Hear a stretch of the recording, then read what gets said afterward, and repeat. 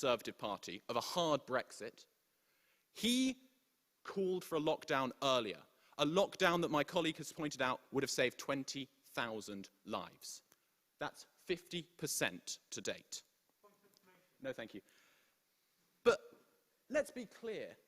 Just because this is difficult doesn't mean you couldn't have done better. The shocking failures of this government are plain for everyone to see. I study computer science. I know. And so unfortunately, I know a little bit too much about app development. I could have told the government for free back in March that their plan for an NHS track and trace app was technologically impossible. You should have called me. I would have told you that. But they spent £35 million wasted to get an app that was too late to be helpful. Similarly, £12 billion spent on a test track and trace system that has not worked. 16,000 cases lost because it was in an Excel spreadsheet. I know better than to put my data on an Excel spreadsheet, and my dissertation's only 25% of my course. It's not the lives of the country.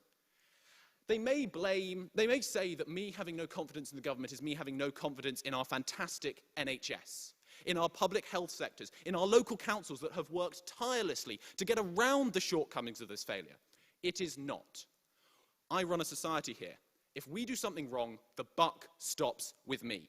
Everyone here in charge of any group, Iman, Helena, if they do something wrong, the buck stops with them. Well, Boris Johnson is the Prime Minister. He has ultimate responsibility for the organs of state, and he has failed. Don't let them tell you otherwise.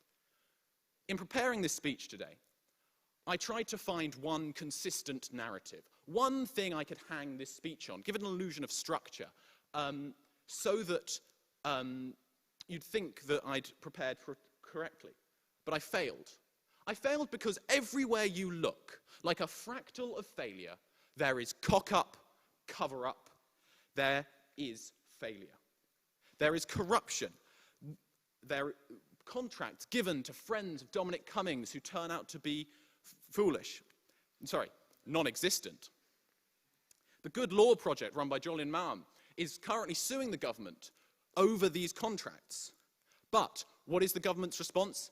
They want to attack our independent judiciary, attack the legal profession, restrict the right to judicial review so that we cannot hold them to account. We must have no confidence in them, because no matter what he says, Jacob has no confidence in us. He may be sitting straight here, but as we have seen from pictures of him in the House of Commons, he has no respect for the people of Britain. He holds us in complete contempt because he is in a safe Tory seat. Safe-ish. Maybe we can get him out. As you will see, I'm a Liberal Democrat, so I'm in the great position of also being able to have basically no faith in the Labour Party. But even Keir Starmer has a significantly better plan for this pandemic than Boris Johnson.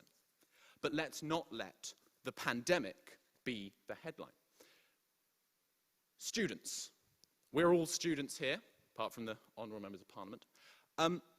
The government has failed an entire generation of students.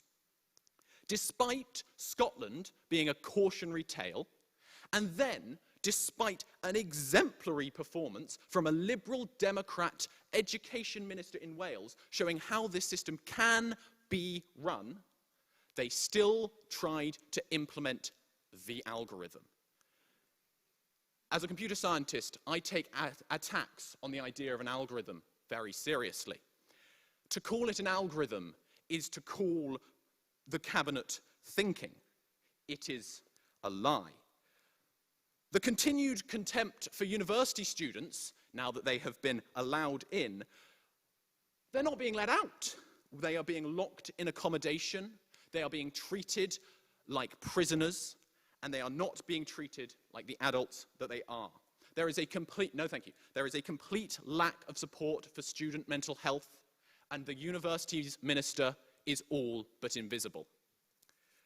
I refuse to feel sorry for a government that has been found that it actually needs to do its job. It's quite sad, really. A man who has spent his life allegedly modelling it after Churchill. Since his time at Eton wanting to be Prime Minister, he gets to the point and he's not very good at the job. He should resign with dignity, what's left of it, and not drive us through another 4 years of pain. I've got a couple of minutes left, so I want to talk about something close to my heart, which is the treatment of asylum seekers in Britain. The way this government treats the world's poorest, the world's most vulnerable, those fleeing persecution and famine and war, or simply those looking for a better life. The advantage afforded to many of us here in this hall. What do? They plan to send them off to a remote island. They plan to copy the worst aspects of Australian immigration policy, violate their human rights, leave international agreements. And then on criminal justice, something that they claim to be for, law and order, making our communities safer. The courts are packed. The judiciary does not have enough time to hear the cases. Legal aid is in tatters. They attack lawyers as do-gooders, but they don't make us safer. They claim to be lengthening sentences. What is the point of lengthening sentences if you're A, not going to give them a fair trial, and B, not going to invest in the prison system? This makes nobody safer. So, on every aspect, not just COVID, which we get has been hard, but you have failed, but on Brexit, on corruption, breaking international and national law, can't say that in the Union, failing to reform the Gender Recognition Act, and on failing to modernise Parliament, which is Jacob's own personal fault, rejecting continued virtual voting, we see that this government has failed. This government cannot have our confidence because it does not have confidence in us. It is there to trick us into voting for it again. Do not make that mistake tonight. Do not let them kill another 42,000 people.